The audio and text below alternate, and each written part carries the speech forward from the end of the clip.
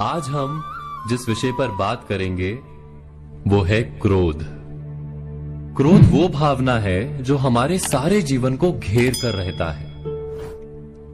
क्रोध को ना उम्र की मर्यादा है, ना ही ज्ञान की। कब, कहां और किस कारण से क्रोध पैदा हो जाए वो कोई नहीं जानता। और जब क्रोध जन्म लेता है तो तुरंत ही विचार करने की शक्ति खो जाती है। बुद्धि पर अंधकार छा जाता है। वर्षों के संबंध पल भर में टूट जाते हैं। सारा जीवन बिखर जाता है।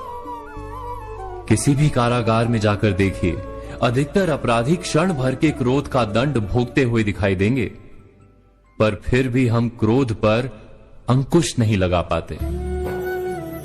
बार बार हम क्रोध ना करने का प्रण तो लेते हैं, पर बार बार हमसे क्रोध हो जाता है।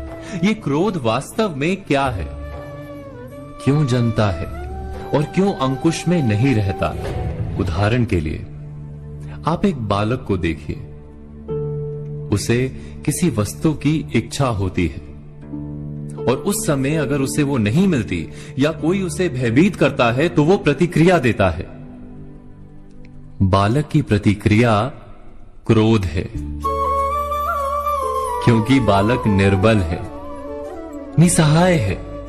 बालक अपनों से बड़ों को अपने वजूद का एहसास, अपने अस्तित्व की प्रतीति करवाने का प्रयास करता है क्रोध के माध्यम से। बड़े होने पर भी हम क्या ऐसा ही नहीं करते? क्या क्रोध हमारे भीतर बैठे बालक का प्रतिभाव नहीं?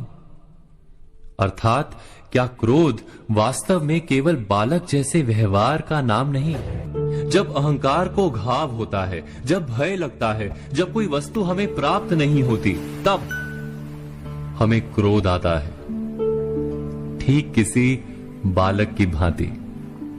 हम जानते हैं कि आईने के सामने खड़े होकर मुंह बनाने का खेल बालकों को शोभा देता है, बड़ों को शोभा नहीं देता।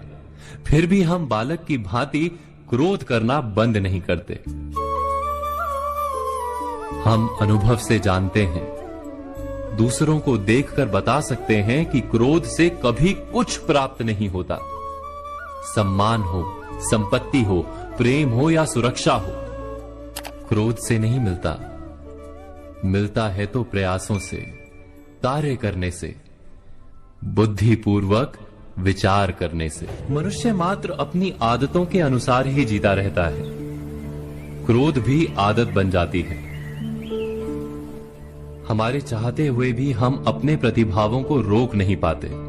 हम स्वयं को बड़े या पुख्ता मानते हैं, पर थोड़ा सा कारण मिलते ही हमारे भीतर का बालक क्रोध कर बैठता है।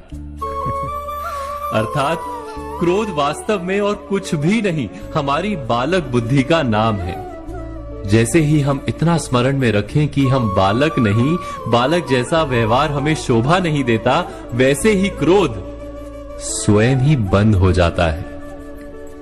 क्या ये सत्य नहीं? इस पर विचार मनन अवश्य कीजिएगा।